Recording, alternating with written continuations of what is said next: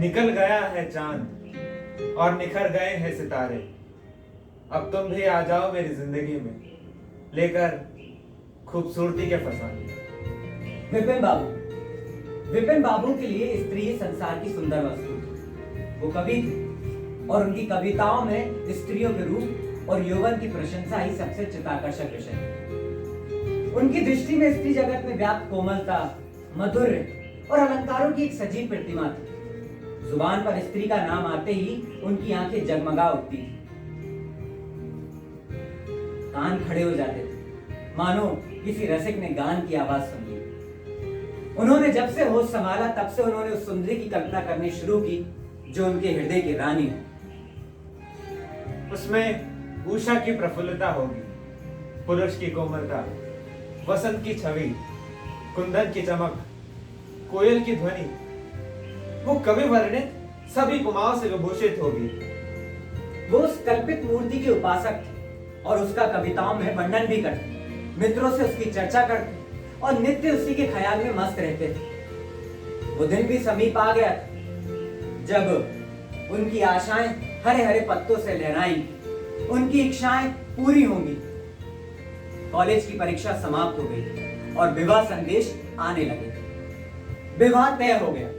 विपिन बाबू ने कन्या को देखने का बहुत आग्रह किया, लेकिन उनके मामू ने उन्हें समझाया कि कन्या बहुत ही रूपवती है, मैंने उसे देखा है।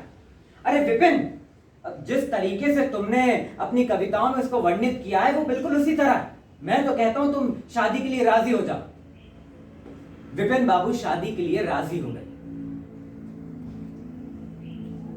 धूमधाम से बारात निकली, विवाह मुहूर्त तय हो गया। वधू आभूषण से सजी हुई मंडप में आई तो विपिन बाबू की नजर उनके हाथ पैरों पे पड़ी। कितनी सुंदर उंगलियां थी, मानो दीप शिखाएं।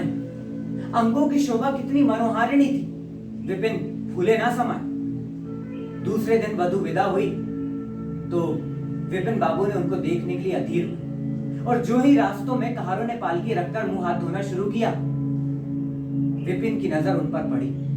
वो घूंघट हटाए पालकी से सिर निकाले बाहर झांक रही थी। जब विपिन ने देखा तो वो चौंक पड़ा। ये वो परम सुंदरी स्त्री ना थी जिसकी उन्होंने कल्पना की थी या जिसकी वो कल्पना कर रहे थे बरसों से। ये फूले मुंह, चिपटी नाक, फूले हुए गाल, चौड़ा मुंह, कुरूपा स्त्री थी। विपिन का सारा उत्साह ठंडा पड़ गया। क्या इसे ही गले पड़ना था? क्या इसके लिए समस्त संसार में और कोई ना मिलता था? विपिन को अपने मामू पर क्रोध आया। आज अगर वो यहाँ होते तो वो उनको खरी खोटी सुनाता। जब कहारों ने पालकियां उठाकर चलना शुरू किया तो विपिन मन में सोचने लगा, इस स्त्री के साथ मैं कैसे बोलूंगा, कैसे इसके साथ जीवन काटूंगा? अरे इसकी और तो ताकने से ही घृणा होती है।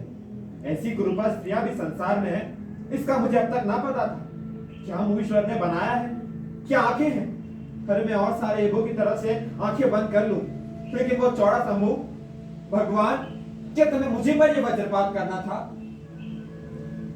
विपिन को अपना जीवन नरक सा जान पड़ता था। उसने अपने मामू पर बहुत क्रोध किया, ससुर को लंबा खर्रा लिखकर फटकारा, माँ बाप से हुज्जत की। जब इससे भी शांति ना हुई तो कहीं भाग जाने की बात सोचने लगा।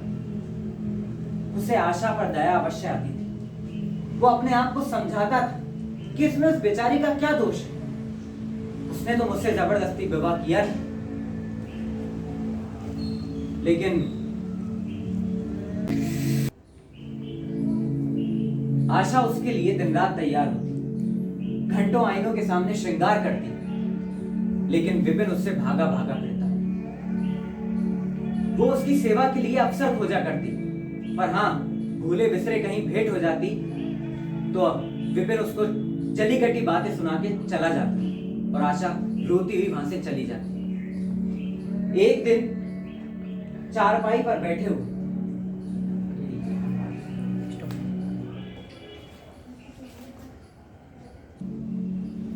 आशा अपने अच्छे से अच्छे कपड़े पहनती, तरह से तरह बाल संवारती, घंटों आईनों के सामने खड़ी होकर श्रृंगार करती, लेकिन विपिन को वो शुतुरमुर्ग सी ही मालूम होती। वो उसको प्रसन्न करने के लिए सोचती, उसकी सेवा के लिए अवसर खोजा करती, पर विपिन उससे भागा भागा फिरता। हाँ, कभी भूले बिसरे भेंट हो जाती तो विपिन उसे जली कटी बातें सुना देता और बेचारी आशा रोती हुई चली जाती। सबसे बुरी बात तो ये थी कि वो ये उसका चरित्र भ्रष्ट होने लगा। वो ये भूल जाने की चेष्टा करने लगा कि इसका विवाह हो गया। कई कई दिनों तक आशा को उसके दर्शन नहीं हुए। वो उसके कह कही की आवाजें सुन के खिड़की के पास जाकर खड़ी हो जाती और देखती कि विपिन अपने दोस्तों के साथ कहीं जा रहा है सैर सपाटे के लिए, और बेचारी तड़प कर रह जाती। एक दिन खाना खाते समय दोनों के बीच कुछ वार्तालाप। अब तो आपके दर्शन भी नहीं होते। क्या घर- मेरे कारण घर छोड़ दीजिएगा? घर पर ही तो रहता हूँ। हाँ, आजकल जरा नौकरी की तलाश रहती है, इसलिए दौड़ धूप ज्यादा करनी पड़ती है। किसी प्लास्टिक सर्जन से मेरी सूरत क्यों नहीं बनवा देते? क्यों नाहक चिढ़ाती हूँ? यहाँ तुम्हें किसने बुलाया था? आखिर इस मर्ज की दवा कौन करेगा? क्रिसमस की कोई दवा नहीं।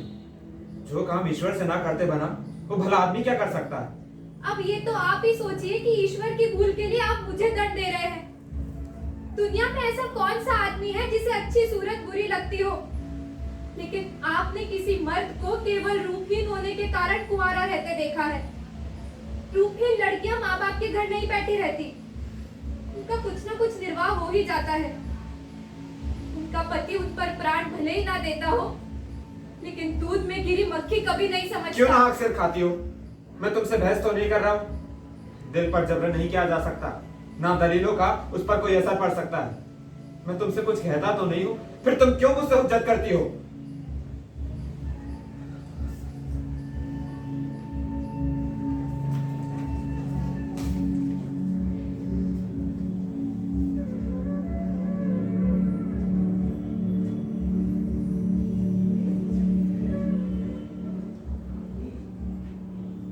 आशा ये झिड़की सुनकर चली गई। उसे मालूम हो गया कि विपिन ने उसकी तरफ से सदा के लिए हृदय कठोर कर लिया। विपिन तो रोज सैर सपाटे करते, कभी कभी रात गायब रहते, पर आशा चिंता और नैराश्य में घुलते घुलते बीमार पड़ गई। इतना ही नहीं, वो तो ये सोचने लगा कि अगर वो मर जाती तो गला छूटता। पर अब वो और भी खुलकर खेला। पहले तो आशा से कुछ दबता था, पर अब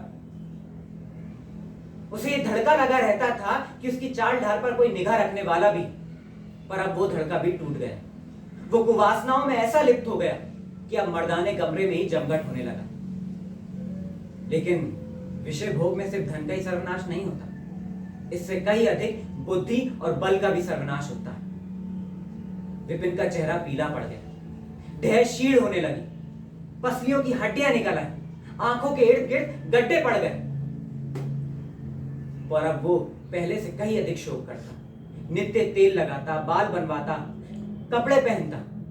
मुख पर कांति ना थी, रंग रोगन से क्या हो सकता था। एक दिन आशा बरामदे में चारपाई पर बैठी हुई थी। उसका मन विपिन से मिलने का हुआ, पर उसको भय था कि विपिन ना आएंगे, पर फिर भी उसने बुलावा भेजा। विपिन को भी आशा पर दया आ गई और वो उसके सामने आकर खड़ा हो गया। जब आशा ने विपिन की चेहरे की ओर देखा तो वो चौंक पड़ी। क्या आप भी बीमार हैं? आप तो मुझसे भी ज्यादा भूल गए हैं।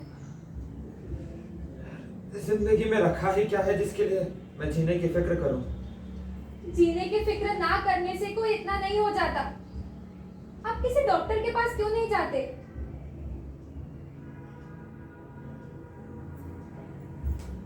आशा, मेरी दवा मौत करेगी। मैं तुम्हें जलाने के लिए नहीं कहता। ईश्वर जानता है मैं तुम्हें कष्ट नहीं पहुंचाना चाहता। मुझे किसी भयंकर रोग के लक्षण दिखाई दे रहे हैं। मैं ज्यादा दिनों तक ना जीऊंगा। डॉक्टरों का भी यही कहना है। मुझे इस बात का खेद है कि मेरे हाथों तुम्हें कष्ट पहुंचा, पर क्षमा करना आशा। कभी कभी बैठे बैठे मेरा दिल डूब सा जाता है, मूर्छा सी आ जाती है मुझे। मैं अभी सुनिए, सुनिए। वो एकाएक कांप उठे। उनकी सारी देह में सनसनी सी उठ गई। वो मूर्छित होकर चारपाई पर गिर पड़े। मुंह से झाग निकलने लगा। सारी देह पसीने से तर हो गई। आशा का सारा रोग दूर हो गया। उसके शिथिल अंगों में एक विचित्र सी स्फूर्ति दौड़ गई। उसने तुरंत विपिन को चारपाई पर लिटा दिया। उनके मुख पर पानी के छींटे दिए। मेहरी दौड़ी आई, पंखा झलना शुरू किया। बाहर दोस्तों को खबर हुई, दौड़कर डॉक्टर को बुलाया गया। बहुत यत्न किए गए, पर शाम होते होते विपिन का मुख टेढ़ा हो गया था। हिलना डुलना तो दूर रहा, मुख से एक बात निकालना भी मुश्किल हो गया था। ये मूर्छा ना थी, फालिज था। फालिज के भयंकर रोग में रोगी की सेवा करना आसान काम नहीं, और उस पर आशा महीनों से बीमार थी।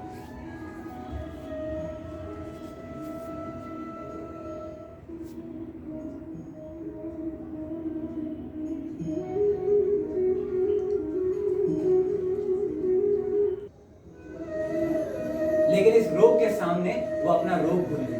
उनकी वो देखभाल करती, पथ्य बनाना, उन्हें गोद में संभालकर दवा पिलाना, उनके जरा जरा से इशारे को समझना उसी जैसी धैर्यशील स्त्री का काम था। उसका खुद का सर डर से फटा करता, देह जोर से तपा करती, पर इसकी उसे जरा भी परवाह न थी। 15 दिनों के बाद विपिन की हालत कुछ संभली।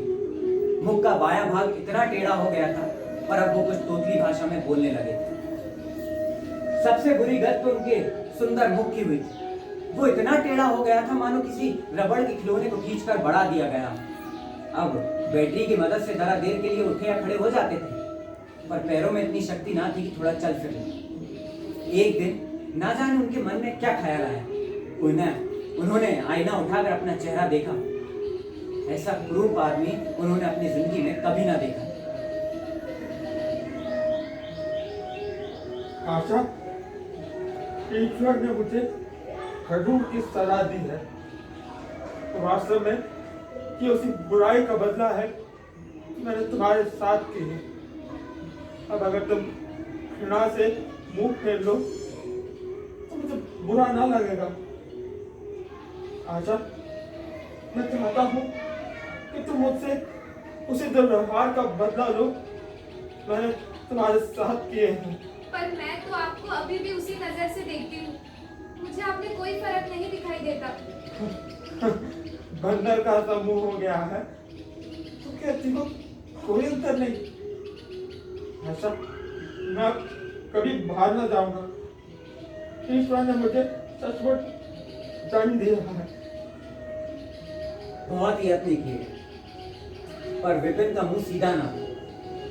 मुख का बायां भाग इतना टेढ़ा हो गया था कि देखकर डर का आभास होता है। पर हाँ, पैरों में इतनी शक्ति आ गई थी कि अब वो चलने फिरने लगे थे।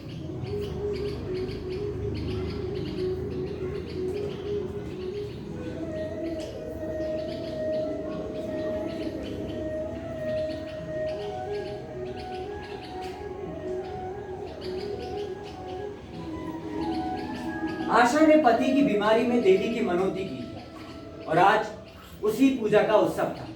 घर में स्त्रियों का जमघट था, बनाव श्रृंगार किए जमा थे।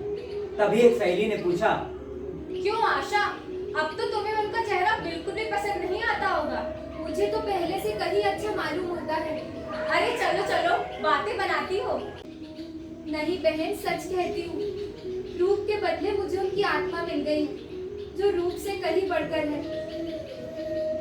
वहीं विपिन अपने कमरे में बैठे हुए, मित्र ही मित्र जमा थे, ताश हो रहा था।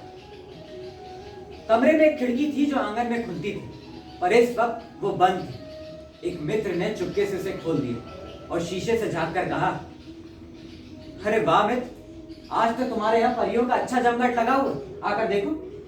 आओ।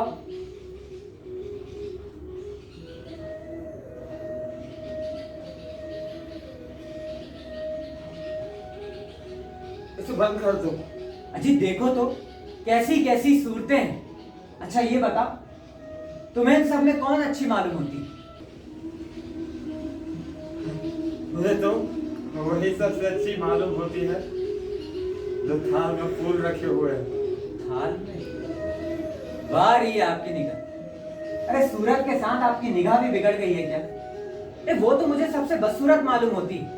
इसलिए कि तुम उसकी सूरत देखते हो, मैं उसकी सीरत देखता हूँ। अच्छा, यही मिसेस विपिन है। जी हाँ, ये वही देवी है